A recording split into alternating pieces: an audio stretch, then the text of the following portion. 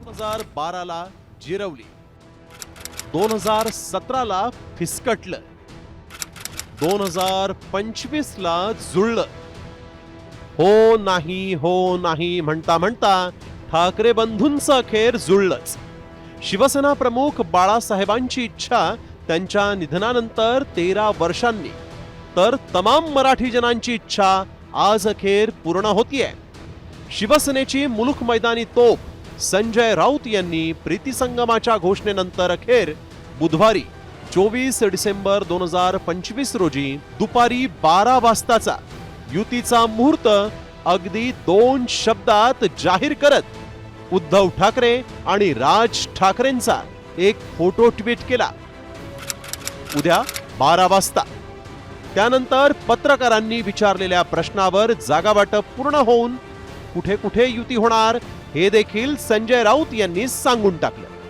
शिवसेना पक्षप्रमुख उद्धव ठाकरे आणि महाराष्ट्र नवनिर्माण सेनेचे अध्यक्ष राज ठाकरे साहेब हे एकत्रितपणे आपल्याशी संवाद साधतील या विषयावरती आणि बोलतील. 12-12:30च्या दरम्यान ही घोषणा होईल. जवळजवळ जागा वाटपासंदर्भात ज्या प्रक्रिया पूर्ण करायच्या असतात त्या झालेल्या आहेत. आम्ही या क्षणी जी चर्चा करतोय ती मुंबई, ठाणे, कल्याण डोंबिवली, नवी मुंबई, मीरा भाईंदर, नाशिक आणि पुणे या प्रमुख महानगरपालिकांमध्ये नक्कीच आम्ही एकत्रित लढण्याचा निर्णय घेतलेला आहे. सेना मनसेनं अनेक चर्चा, बैठका, गाठी भेटी घेऊन भविष्यात युतीत कुठलाही खडा पडणार नाही याची पुरेपूर दक्षता घेऊन युतीचा मोठा निर्णय घेतला.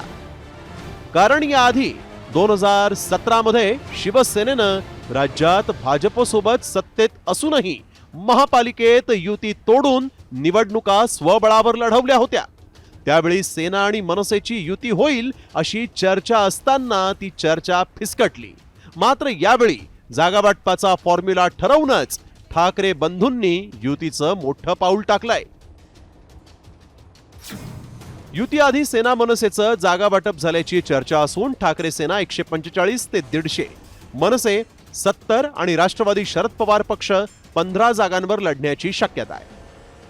ठाकरेंच्या युतीची बातमी आली आणि त्याची चर्चा नाही असं होऊ शकत नाही. त्यामुळे युती जाहीर करण्याची घोषणा झाल्या झाल्या मित्रपक्ष आणि विरोधकांच्याही प्रतिक्रिया समोर आल्या.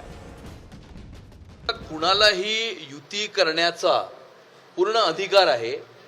कुणीही एकत्र येऊ शकतं, कुणीही वेगळं जाऊ शकतं. परंतु मुंबई महानगरपालिकेच्या निवडणुकीच्या दृष्टिकोनातून हे महत्त्वाचं नाहीये.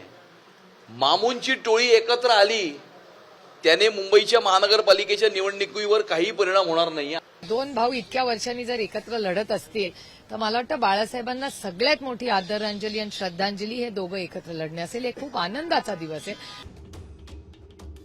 अनेक वर्षानंतर 22 डिसेंबर 2024 ला म्हणजेच बरोबर 1 वर्षांपूर्वी संपूर्ण ठाकरे कुटुंब राज ठाकरेंची बहीण जयजयवंती ठाकरे देशपांडेंच्या मुलाच्या लग्नाच्या निमित्तानं एकत्र आलं होतं. आणि त्यानंतर 5 जुलैला हिंदी सक्तीच्या विरोधात ठाकरे एकाच व्यासपीठावर आले. त्यानंतरच्या 6 महिन्यात ठाकरे बंधू कधी मोर्चात, कधी कौटुंबिक कार्यक्रमात, कधी सामाजिक कार्यक्रमात, कधी सणावाराला तर कधी स्नेहभोजनासाठी एकत्र आले. आणि याच वाढलेल्या भेटीगाठींमध्ये युतीच्या चर्चांनाही उधाण आलं.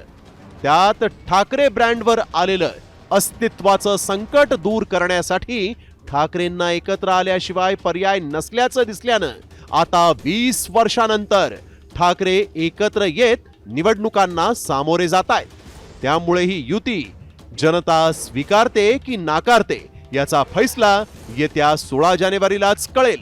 ब्युरो रिपोर्ट, साम टीव्ही मराठी.